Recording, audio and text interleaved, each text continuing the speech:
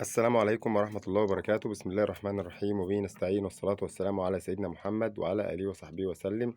موقع عبد الله محمد من قناتكم حياة الريف المصري. النهاردة يا جماعة هنتكلم عن موضوع ازاي تعرف ان البقرة عندك الميعاد الولادة بتاعتها جرب. لان طبعا في ناس ما بتبقاش حافظة التاريخ بتاع التلقيح بتاع البقرة، او بيبقى شاري مثلا بقرة من السوق، فانت بتشتريها التاجر بيقول لك عشر ثلاثة ماشية في الرابح، فانت بتعرفش هي ماشية في الرابع قد ايه. وممكن اصلا ما تكونش عشر ثلاثة، لان اللي بيجيس طبعا ما بيقدرش يحدد بالظبط، هو بيأكد لك ان هي عشر في الحدود دي وخلاص. فممكن تكون اقل 20 يوم ازيد 20 يوم، فانت بتبقاش عارف ميعاد الولاده بتاع البقره بالظبط.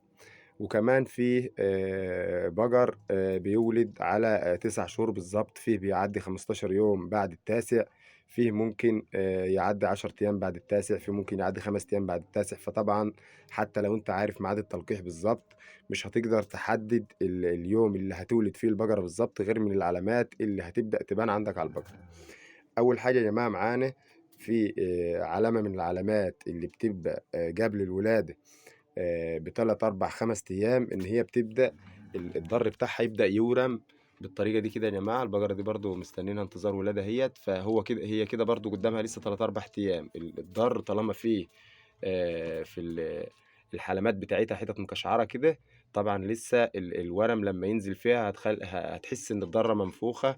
بيبقى فيها طبعا لبن اللي هو السرسوب، وبينزل عليه لبن تاني، وبيبقى طبعا فيها بعض الورم غير اللبن كمان، بتبقى ورمه هي وبتبقى السره برضو ورمه شويه. تاني حاجه يا جماعه، لما بتبص على العرجين ده، العرج اللي بيربط عظمه الحوض من هنا كده بالديل، بيبدأ العرج ده يروح خالص يا جماعة قبل الولادة. يعني لو انت بصيت على البقرة مثلا النهاردة الصبح لقيت العرج ده رايح خالص، يبقى ممكن البقرة دي قدامها 10 ساعات أو 12 ساعة وتولد. لأن طبعا العرج ده بيربط العظم بتاع الديل ده بالحوض، فطبعا المنطقة دي لازم توسع عشان العجل ينزل. فطبعا العرج ده لما يروح واللي زيه في الناحية التانية، بتفضل كل ما انت بتحسس عليه كده بتلاقيه لسه موجود اهوت، يبقى لسه قدامها شوية. لما العرج ده يروح خالص أو يرتخي خالص، ما بتحسس عليه كأنه مش موجود، بيبدأ العظم ده بيبقى مرفوع كده، فيبدأ إن المنطقة دي تكون واسعة عشان يحصل الولادة. تالت حاجة يا جماعة، بيبدأ عندك قبل ما تولد بيوم أو بيومين، بتبدأ برضو تنزل حاجات من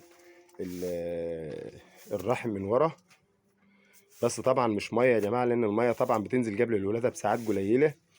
بتنزل حاجات زي السلب كده اللي بتنزله لما تبقى صرفة، بس طبعا بيبقى ممكن يكون زيادة عنه شوية.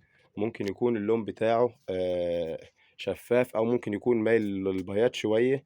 فطبعا وبيبقى ماسك في في البقرة من ورا كده، ما بيبقاش مية خالص، ما بيبقاش سائل خالص، بيبقى لزج يعني شوية.